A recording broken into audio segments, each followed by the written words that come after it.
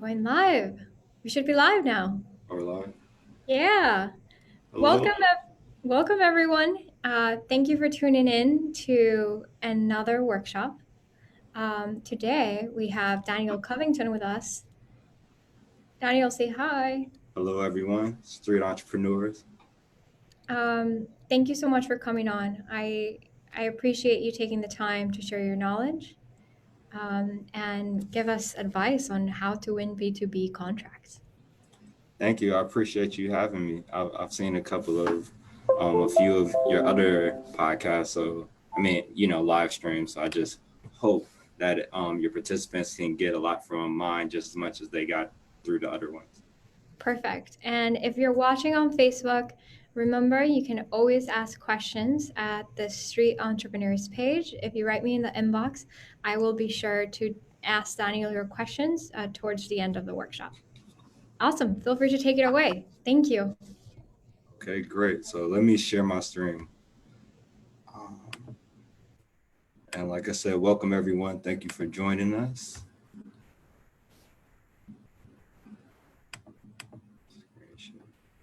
All right. Does it look good? Yep, great.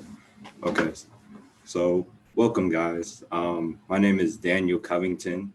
I am a contract consultant and serial entrepreneur located here in Washington, D.C. And I'm here to talk to you guys today about the stable income system. Basically, it's winning business and government, so B2B and B2G contracts. We're really just trying to convert a useful skill or service into consistent revenue in 4 easy steps. So, people hear commercial contracts and business contracts and, you think, hey, that's for like the big guys, everyday people, can't really, get contracts with big organizations. And I'm here to show you guys, explain to you how to do it, and also show you guys that every average person can do this. Like I've been walking in DC, I'll meet a person, doesn't even necessarily have a college degree, and he has a contract delivering mail or courier service for the DC government. And people with federal government contracts, millionaires who hasn't even got hasn't went through the whole education system, but has gotten contracts. So to start off, my name is Daniel Covington. I was born and raised in Chicago, Illinois, on the South Side. I am 27 years old right now. Young, but I moved to Washington, D.C. 9 years ago. I attended Howard University. 6 years ago, I worked at Price Waterhouse Coopers. It was an accounting firm. And I basically decided through that experience, I don't want to work a 9 to 5 for 40 years. So I ended up leaving the corporate America track and started working at these 2 startups. So one was full-time. I was working full-time at one place, part-time at another. And I really, through those experiences and having those mentors that were starting these businesses, really understood like how to build businesses from scratch or take an idea and, monetize it, just really hustle, basically just turn, any type of skill into something people can use. So 3 years ago, I founded my shell company, Covington Enterprise, and just using the things that I learned from those other organizations. Within a year, I was awarded my first government contract from the Department of Behavioral Health. And since then, today, I've been able to create about 10 consistent streams of income that each bring in at least 4 figures a month, and even through COVID crisis. And I'm just an everyday person from Chicago, Illinois, but I just implemented these 4 steps, this systematic approach for monetizing and using a skill of service, and then expanding your market share. So that's what this stable income system is. It's taking a skill or a service and expanding your market share to the point where then you can get contracts with organizations who have budgets enough to have it be consistent. Why is this relevant today? Of course, number one reason, right? COVID-19. Having multiple streams of income right now is necessary. It's 100% certain. You can see all around that people who had, just one stream of income are now worrying, whether they'll be able to survive and go through this crisis. Having multiple streams of income helps you hedge against crisis. And right now with the internet, social media, it's the easiest time to market yourself, right? Even if you're an artist, it's the easiest time to be an artist. It's the easiest time to be, buy yourself an electrician or just having a trade and market yourself outside of corporations or a 9-to-5 job. So I'm gonna jump straight into the system, right? It's 4 steps, but I have an optional 5, right?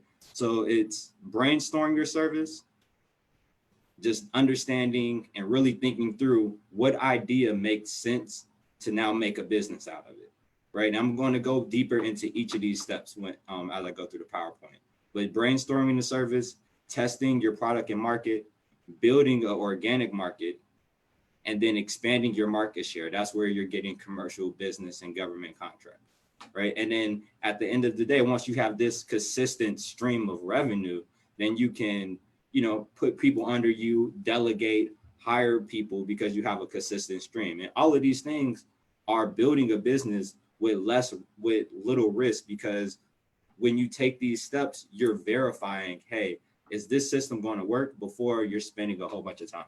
But let me jump into the system. I'm going to use a couple of examples. If we have time, I'm going to try to use all 4, but if not, I'm going to go through as many as possible. So 2 real examples are going to be myself. I'll use my consulting practice.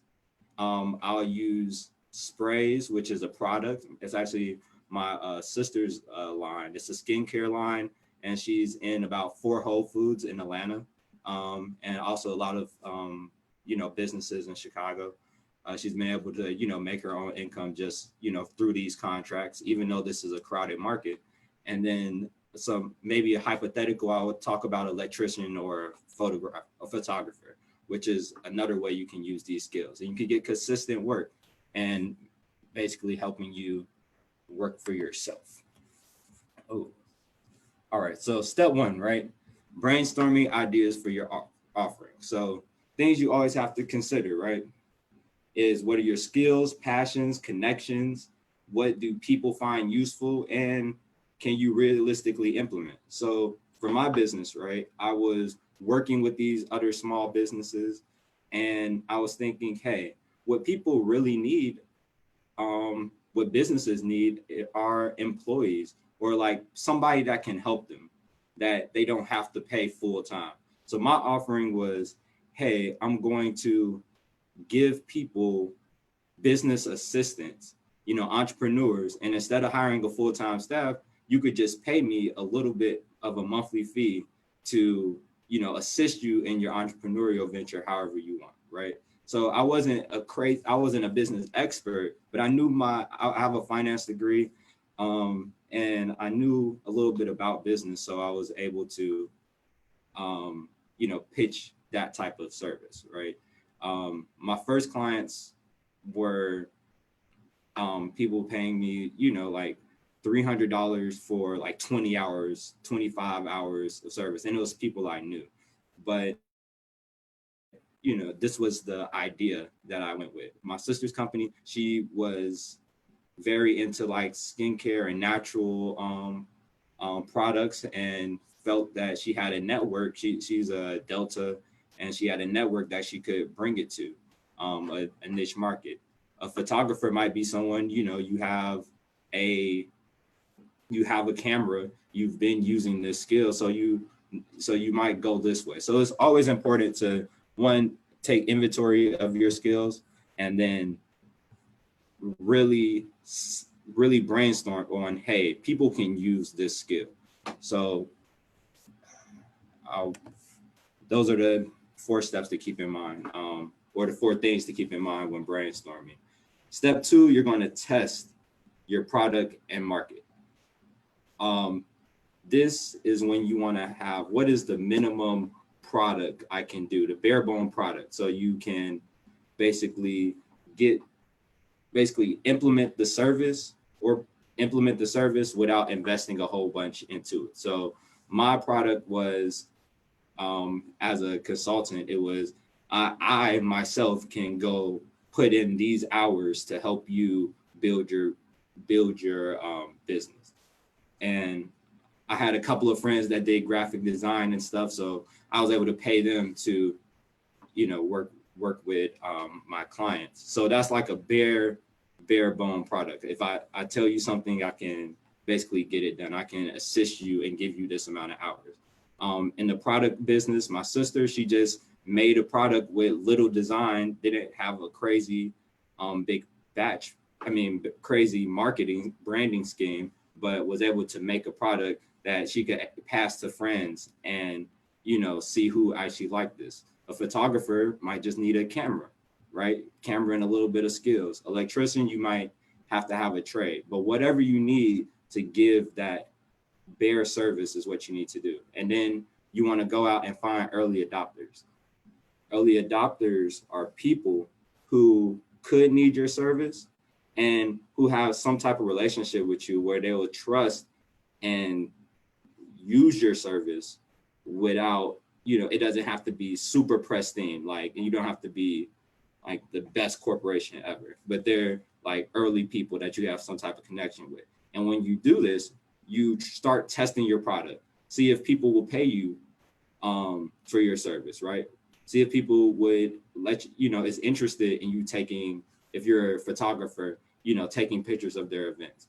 And then you understand you have some type of market.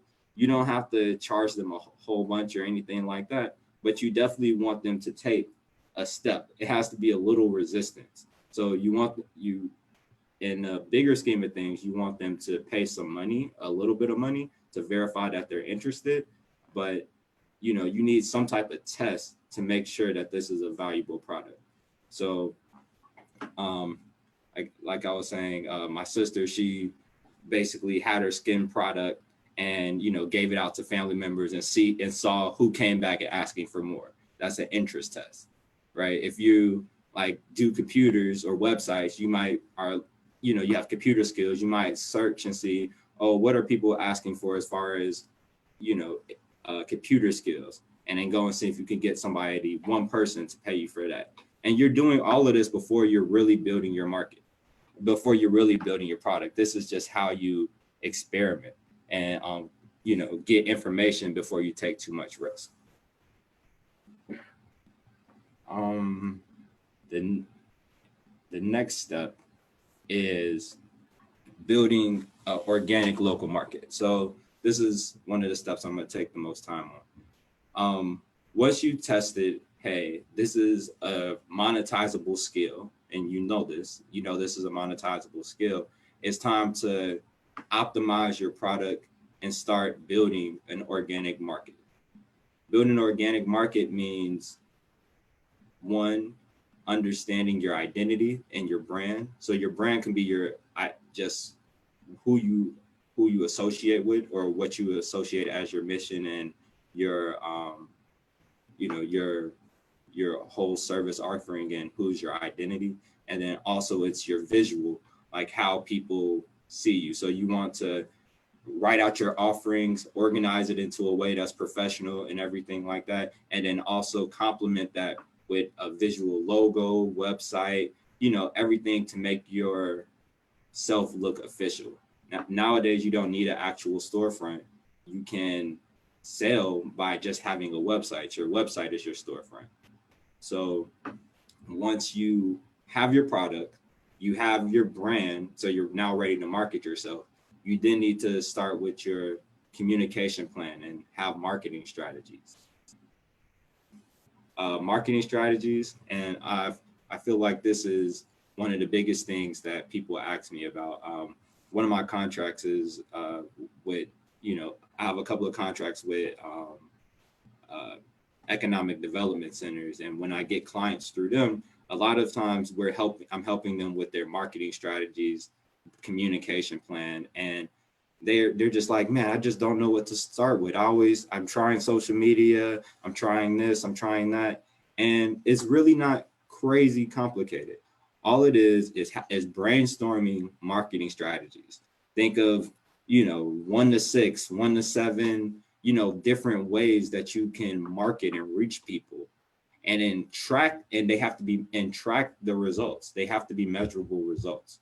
So let's say when I was, working with startups, one of my biggest I tried a whole bunch of marketing strategies. We had a social media, we had we were doing different people's, we were speaking at events, we were hosting our own events, we had a sales system. But the ones that, so I did a whole bunch of different campaigns.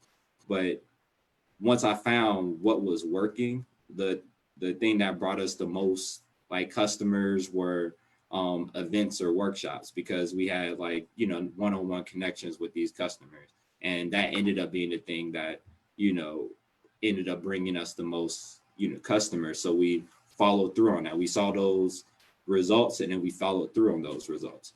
My sister, with her campaigns, she found that she had a whole bunch of campaigns she was trying, social media, ads, Google, things. But she ended up finding the campaign that worked the most was, going to pop-up events, and then working with other affiliation campaigns. So working with other businesses that could sell her products for her, or make her products more exposed. And once you found what works, you just keep going into those strategies. I'm going to tell you right now, a secret in figuring out the strategy is, generally, the stronger the connection you have with people, the easier it is to sell them. So whatever strategy allows you to interact the most with people would probably end up being the strategy that helps your business, or the strategy that you can now that will take you further. But we are really, it's really an experiment, and we don't know at the beginning, hey, this is going to be the marketing strategy, is going to lead us to gold, right? But you just need to look at it as an experiment, take emotions out of it, try different strategies, look at the results, and follow it. So I always say that results are boss. So once you find what's working, then you tailor your strategy against that. So you're building an organic market for the purpose to document your experiences and expertise, right?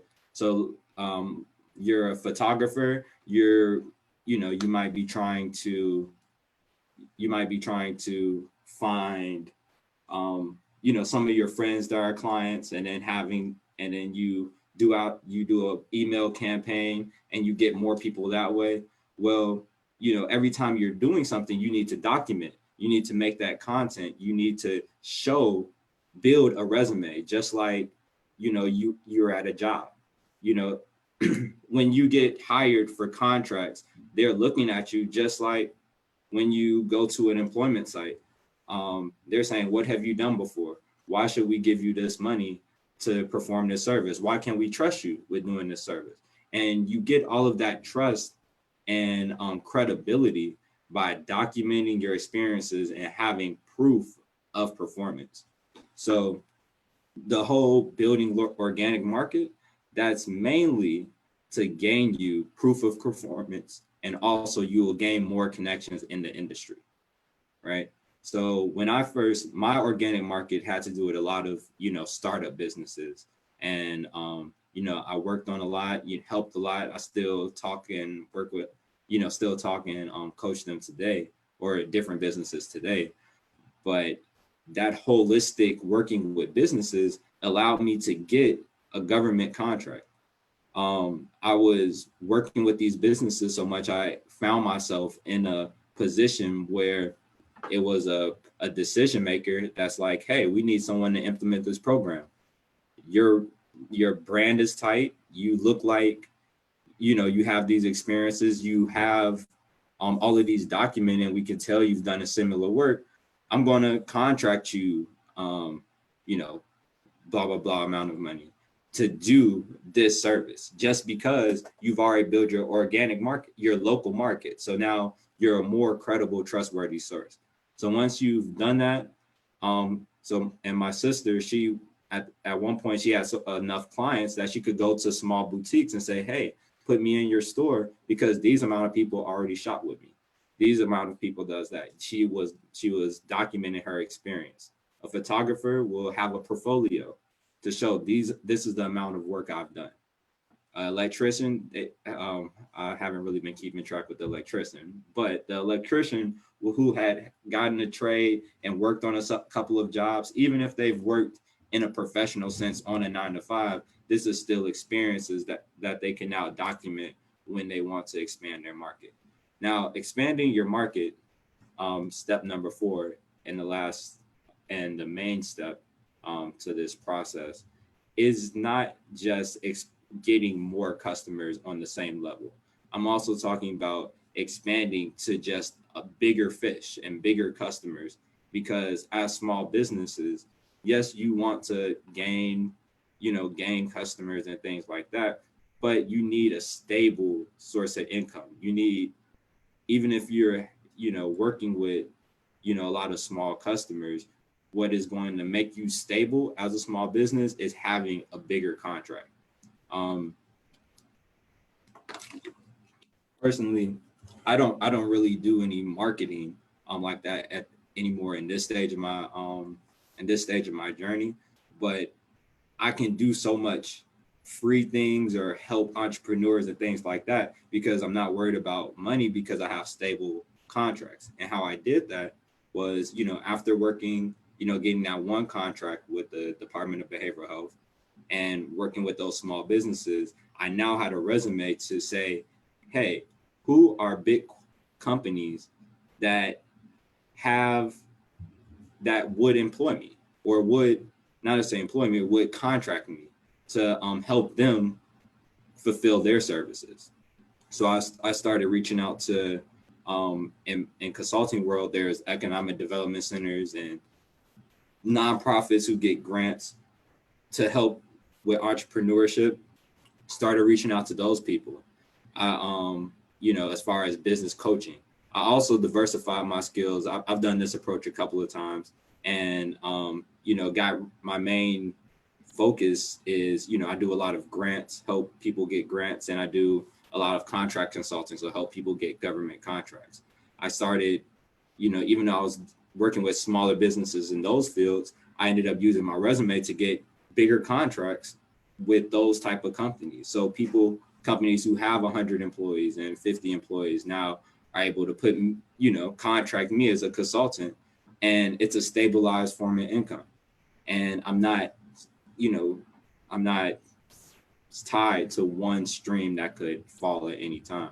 So it's really about, doing this approach, building small, and then advertising yourself to bigger clients.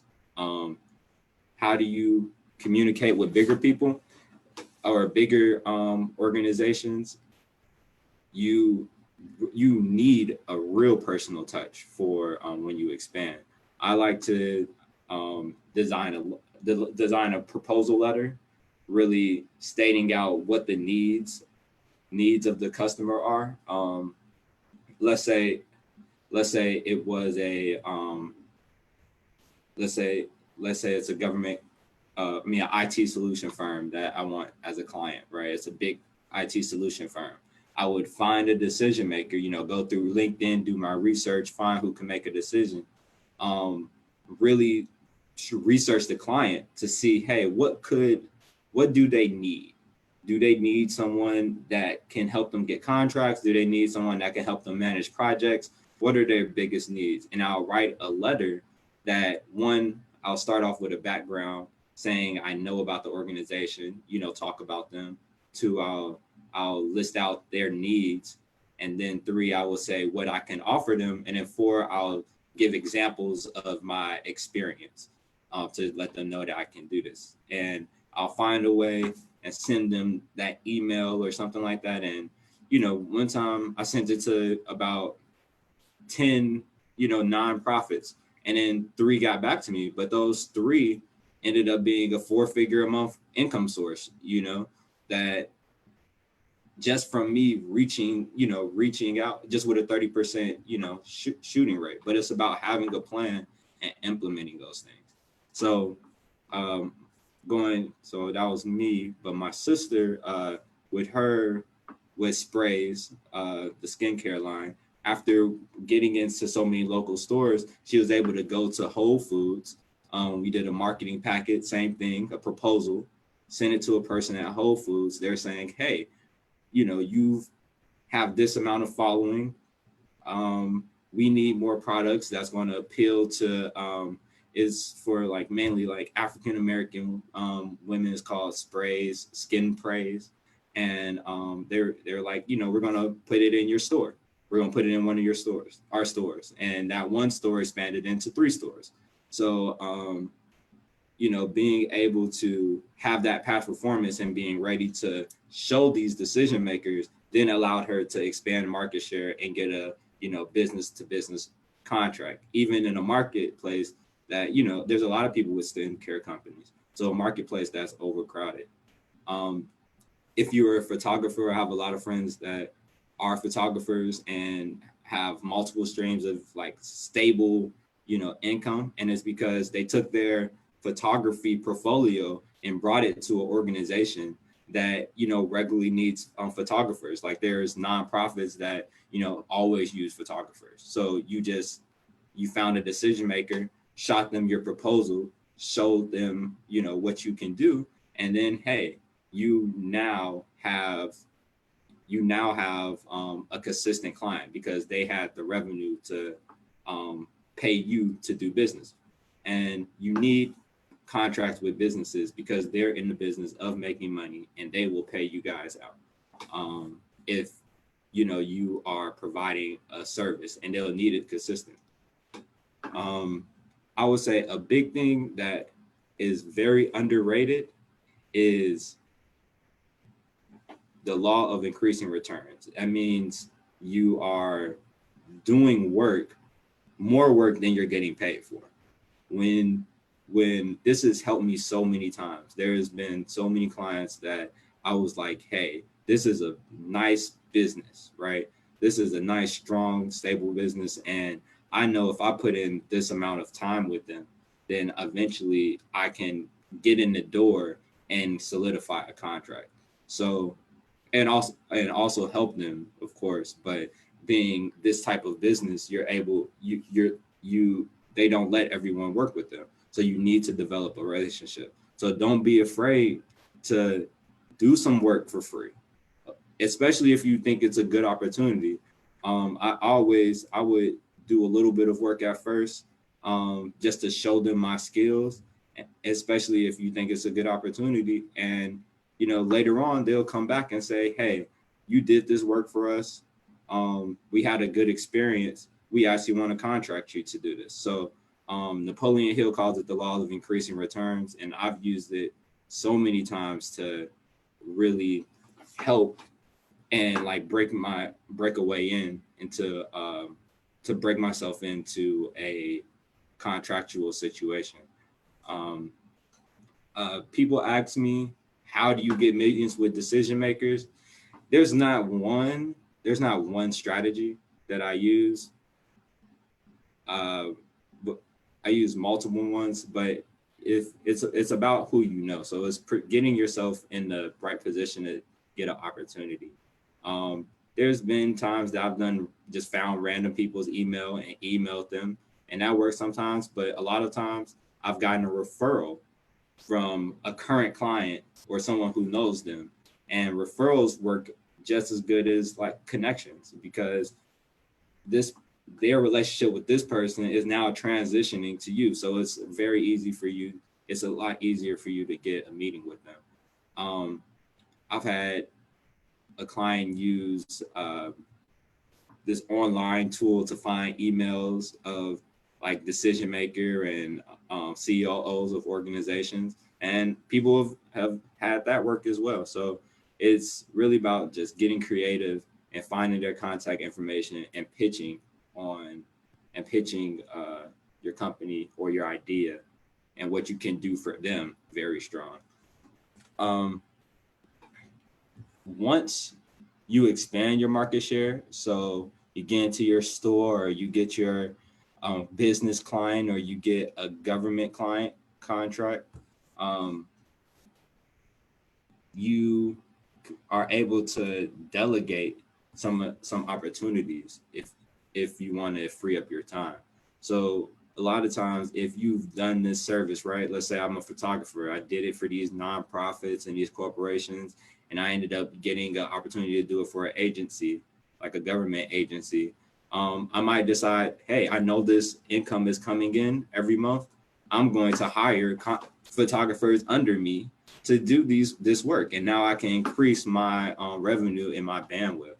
So that's always a good thing. I know throughout my time, getting contracts and things like that, my friends will tell you, and people who have worked with me will tell you, like I've worked with everyone. Everyone has gotten a piece of different opportunities I've had, just because when you have, sometimes you want that money to be in motion, so because it frees you up. So I definitely have friends that's worked on the government contract, and coworkers that I've employed to do some of the project management while I then reach out and try to get more things. But when you delegate, warning is sometimes it's not good to delegate, because people will not always do the job as well as you do. But first, you never delegate a job that you haven't done yourself, really, if especially in your organization, unless there's a subject matter expert that's doing it. And even when that, you still need to know a little bit about the job. Um, when you do the job first, it's easier for you to pass the baton, because you have some documented processes, which is important for your business. So if you're a photographer and you want somebody to now represent your company and do this work, you need to document how you interact with this client, or how you interact with the clients. How do you do this? And they would need to be able to follow it. If you product-based business, like sprays, you would need to document, how you're making this product, so that someone can come in and take and help you with that process. Um, so electrician, if you're having apprentices under you, you need to document all of the processes when you get, all of this work. And I always say start delegating small, and then monitor your budget. There's been times that I had too many people that I was paying, and that messes up that messes up your ability to go forward, especially as a small business when you have limited amount of cash flow. So don't over delegate. You can definitely get into the habit of over delegating for every little thing, when, well, it might make financial sense for you to do this portion yourself. uh, Taking one step back to expand market share. I know I didn't talk a lot about government contracts, so I wanted to just touch on them a little bit more. Um, Government contract, everybody knows that as far as federal government, probably about 40% of everybody's salary in the United States goes to the federal government through taxes. And therefore, a lot of money is in the government. Even your state governments get taxes, and also money from the federal government. So, man, getting government contracts are one of the most stable type of contractual revenue relationships that you can get as a business. In order to do that, it's the same thing that I just told you about commercial. You have to get your experience together, get your brand together, be legitimate, and then there's a process of going after these opportunities. For government opportunities, you have to have all your certifications in line. Make sure your LLC, have your business license in the place that you're going to get the government opportunity. And you know and there's places online you can look for local opportunities. Local is right, like if I was trying to get something from the DC government, that was the first contract I had from the Department of Behavioral Health. That was a local government. They're probably the easiest to start with. If When I was in Chicago, I worked with the CHA. It's a local government agency. Everyone, you go to their website, they have rules and regulations on how to do business with them. They'll have an entire tab that says how to do business with us. And you go, you read it, you reach out to their offices, establish that relationship connection, and really find out what are things that they buy. Is this something, is this an agency that can buy what you want? And if you find that they are, there's two ways to go after it. You can try to go after a contract by yourself. It's called being a prime, or you can find someone who's already going to get the work and help them out, which is called being a sub. I like sub work. Prime is a lot. Some people like prime work, but sub is easier to get into as a newer organization because you're just reaching out to businesses that already have contracts with this agency and say, hey, let me help you out. This is my expertise. This is what I can do. And then you get a subcontract in that agency, then you're more likely to be able to get one by yourself later on.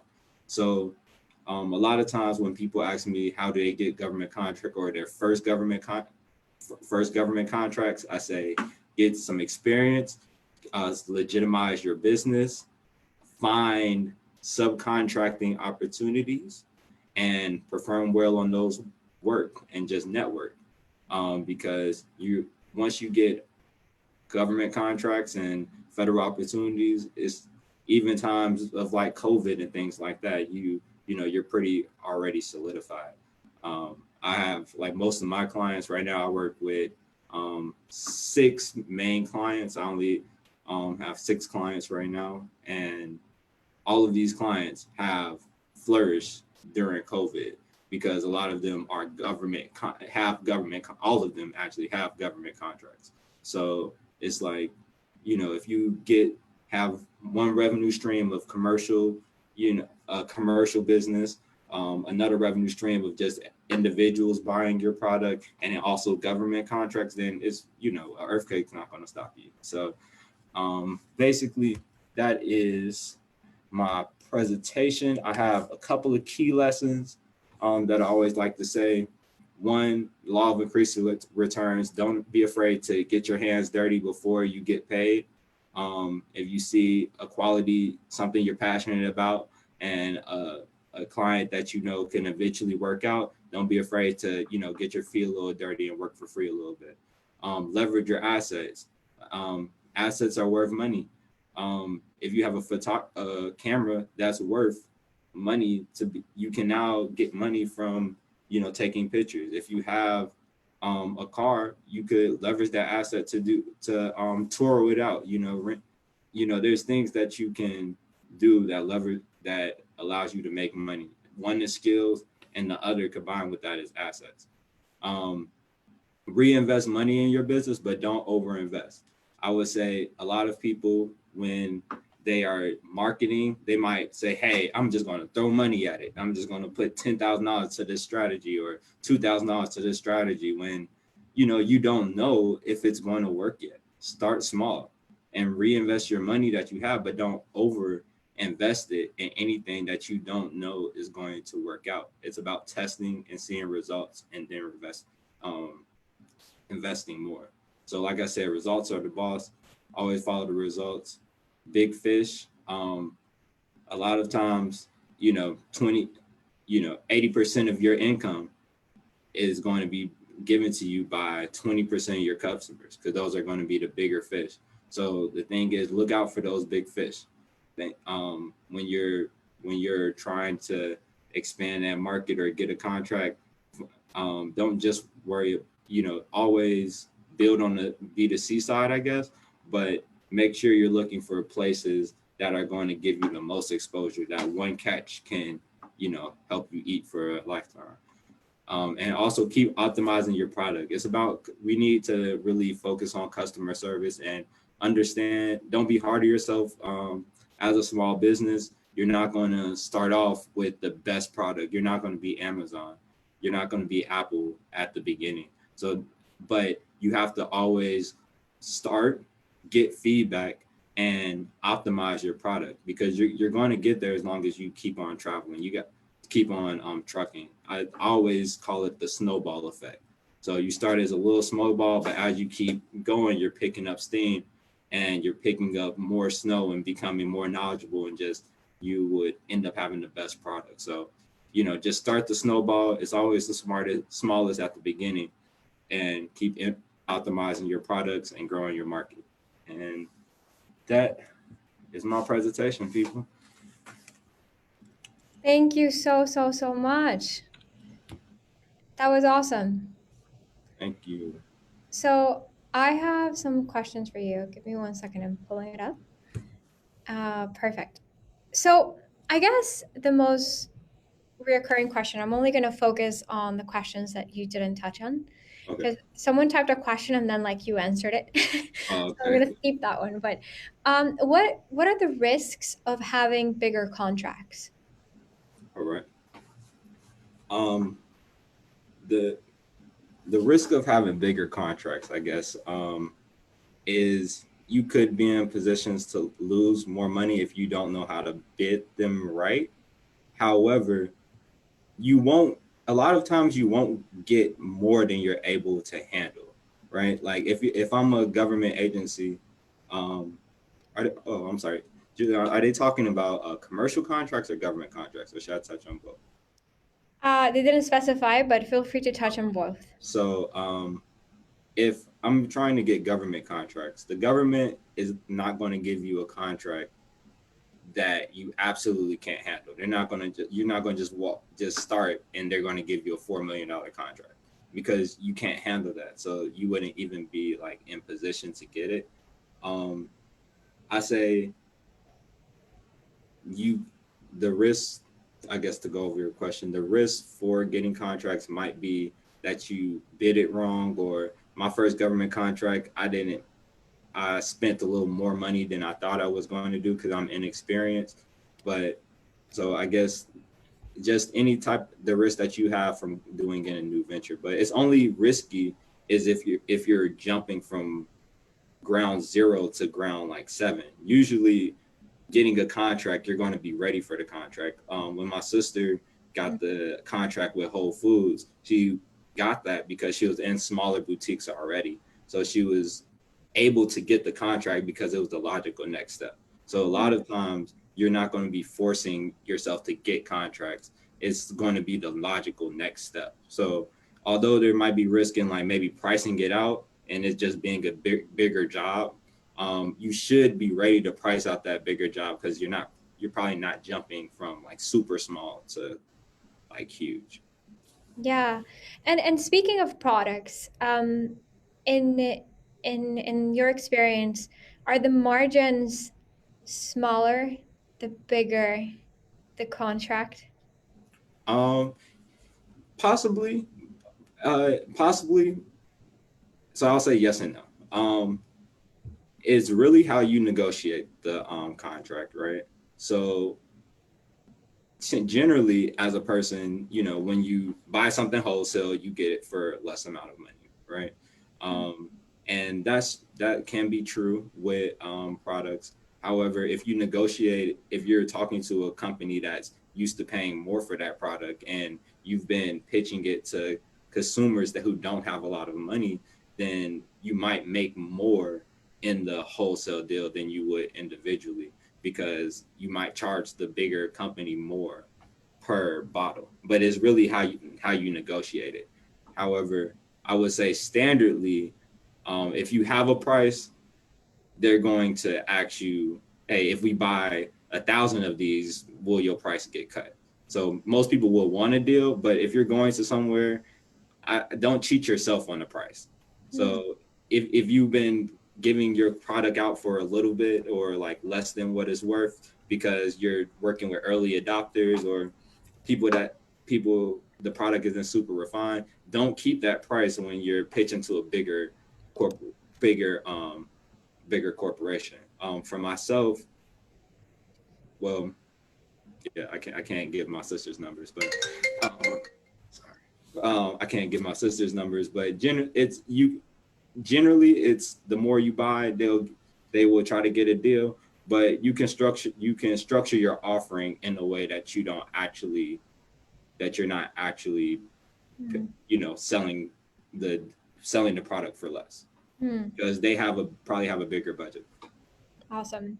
Would you say your expertise is government contracts? Yeah. Yes. Okay. So let me ask it there. So, um, do bigger clients have more power? And Yeah. how do you balance that dynamic? So let's say you're negotiating a contract with the federal government, right? They have their standard operating procedures, and you either abide by them or you don't do business with them, Yeah. right? You cannot deliver late, but if you're doing a contract with the DoD, for instance, and they pay their invoice late, that could mean you don't have the money for the material, so you have to take out a loan. And then if they pay late, then the interest goes up, and you could actually end up losing a lot of money. Hmm. So how can you protect your small business when you are negotiating a contract with a party that feels so absolute as the federal government or DoD? Well, that's a great question. Um, um, Fortunately, right, you don't have crazy uh they have so many offerers that you don't have as much negotiated power as someone with less people willing to provide the service to them. So the federal government probably will say, "Hey, we've done this contract a million times, and this is standard. This is what we want of this contract." And you have to sometimes either say, "Yes, I can do it," or can we? You can always ask for changes, but a lot of times people, you get your proposal, you propose to them the rate and and if you can meet their minimum requirements, and if you can do it, then you go ahead and do it. If you can't, then they'll pass over you.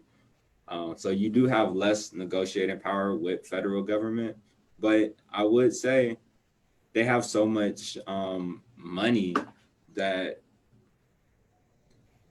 you you probably could work a way to you probably could the price that they give you, you probably could find a way to make it work. And as far as Yeah. like loans, and if they pay you late, a lot of times when you have a federal government contract, it's so solid that you can get invoice factoring, which is like, I guess, a easily approvable loan to take, to pay your staff until the federal government pays you. But it's the federal government, so eventually they're going to pay you even if they're late. Are Uh, they typically late? Are they typically late? Man, I've done had times, definitely. I mean, I wouldn't say that they're always late. Sometimes they're on time. Contracts Sometimes, who, there's contracts you know, whose officers pay you on time. yeah. I know my first one, I was expecting to get it in like May, thinking we're starting in May. I didn't get the money until like September, and and that was so long. Hi. And you are doing human capital, right? But Right. imagine So if you yeah, are paving roads and you've right. purchased the materials to pave roads, and you put it on your credit card because you're like, invoice is coming net 30, and then it comes months later. Yeah, That could put you out of business. yeah, that's true. That's true. That is true. It could mess you up a lot. Yeah, yeah.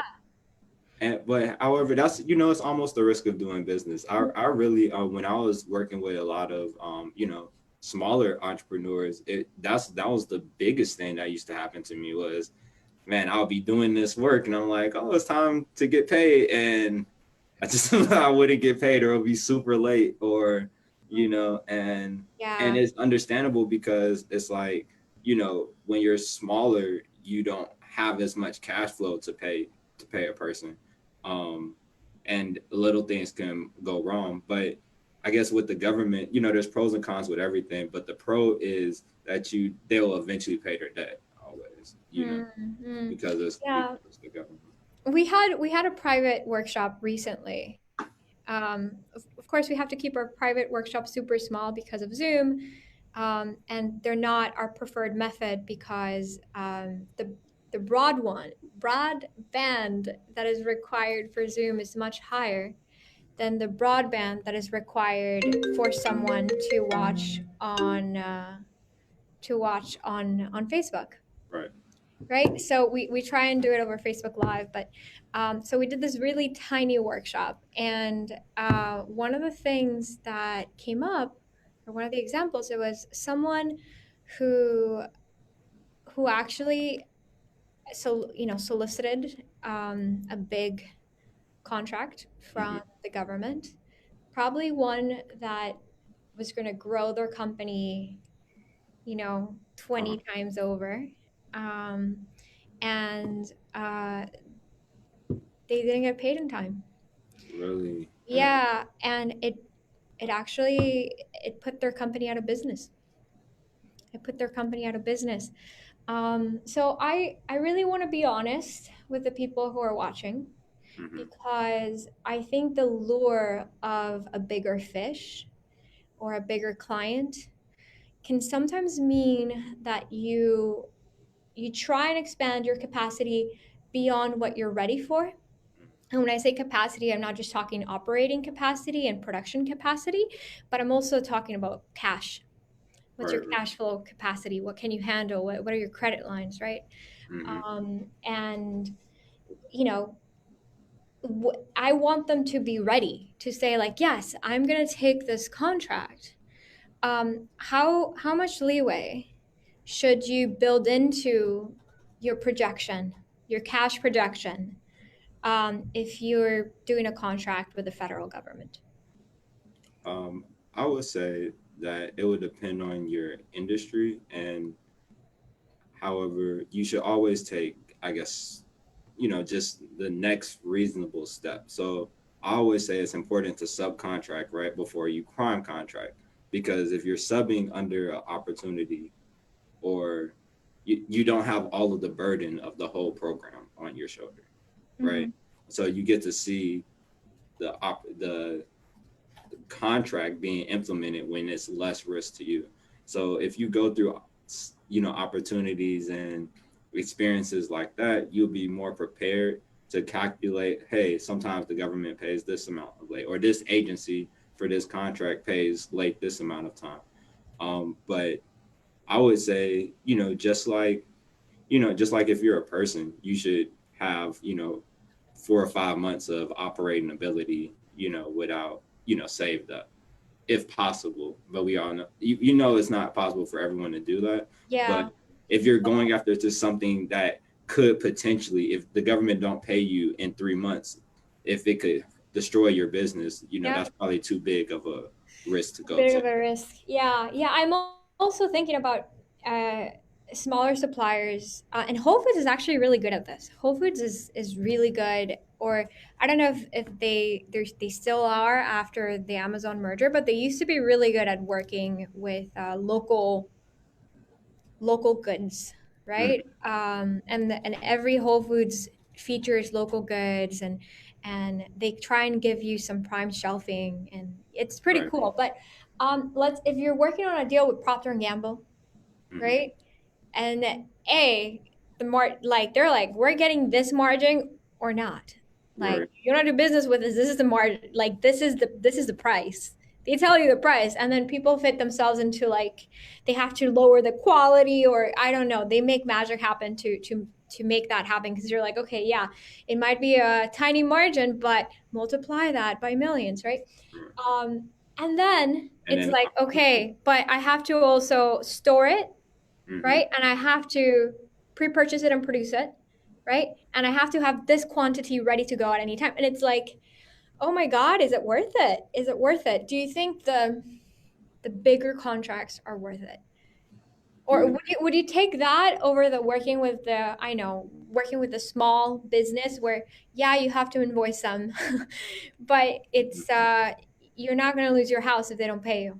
Sure, if 10 of them don't pay you, then you do. But, if and one. I think it's the struggle only entrepreneurs know, like the hustle of like you're calling people, you're like, okay. Like I'm part-time debt collector. I know it sucks, but it's a thing, right? Yeah, definitely. It's a It thing. actually, when I first started, made my experience a little rocky, but you have to get through it. But to answer your question, I would.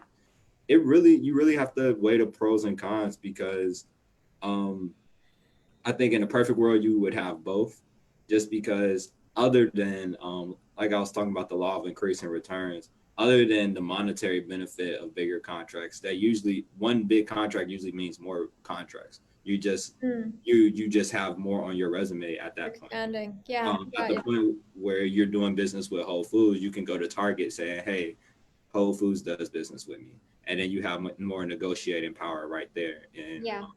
in that segment. So 9 times out of 10, like bigger clients do mean you're able to leverage that to get other business. Um, However, I think it's good to do both, and also to just make sure you don't bite off more you can chew. Make sure you're not about to lose your shirt in the Yeah. contract. But I don't. I personally, if you're a big place and I know that you are going to be able to stabilize me with some income, I I might have a smaller profit margins because it's a little stable, and also I'll probably be able to leverage that connection somewhere. Um, Yeah. And it's what's good about working with the government is like you're in, you're in. yeah. You're one of their preferred vendors. It's such a pain for them to do business as well that Hmm. they're like, okay, we have a vendor, cool. We don't have to, we don't have to work with this bureaucracy. Like even people who work for the bureaucracy are like, ah, Right. right. Anyways, but okay, so this is definitely focused toward entrepreneurs. But in the last minute, I want to kind of make a wish list for how might, and this could be probably another topic in it of its own, but how might the federal government be more equitable and be better at providing opportunities for small business? Man, That's that's a huge, strong right? question. By the way, if any of y'all have the answer watching on Facebook, Right. type in the comments below. We need all the suggestions, all Right. of them. Definitely. And then we, as true entrepreneurs, oh God, I'm committing myself to this, Alex. Okay, sorry. Alex works with me and she's laughing. Um anyways, yeah, so we will type it up Okay. and we'll put it into like a white paper of sorts as a little petition. Okay, that's cool. Yeah? Yeah, So definitely. what do you want to get it started? Sure. I would say one way is if there's more representation, as if the federal government increases like the representation of minorities as like contracting officers and decision makers, that Mhm. automatically reflects on more contracts being awarded to like underserved communities. So one, just employing, if they employ more people in those roles. Two, and they just have to stop giving so much money to big corporations and like force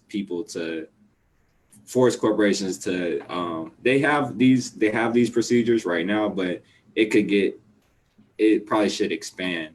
But these big corporations should have to employ a certain or contract a certain amount of small businesses to help them with their contracts. So like a lot of like having a lot of subcontracting requirements on different contracts, if the government does more of that, it would trickle down to more to smaller organizations. Hmm. Hmm. Yes. Sorry, I'm just letting that simmer. Yeah. I think let's have another conversation on that. Let's have a little bit of a brainstorm on that at some point because I know it's a different topic. But thank you everyone for tuning in. Thank you, everyone, for tuning in. Thank you, Daniel, so much for being here and for sharing not only your experience, but your family's experience. I know you come from a family of entrepreneurs where you've just learned it by osmosis, you've been around it your whole life. So, thank you so much for sharing. And I have to tell you, my favorite part is when you were talking about the law of increasing returns. Did you come up with that? Oh no, I heard it in Napoleon Hill. His Napoleon Hill. Okay, okay. Yeah, I love it. I love it. It yeah, it feels so spiritual. I like it. I like it a lot. it Um, works out every time. It works out more often than not. seriously, Yeah, seriously. I mean, I don't know if it works out or not, but it just feels good, yeah, right? yeah, definitely. Do good when you can. Yeah. Anyway, thank you. Have a beautiful day. Ciao. Thank you for having me. Thank Thank you. you, street entrepreneurs. Let me end the Zoom and then we can catch up a little bit more. By the way, he's getting married. Congratulations again.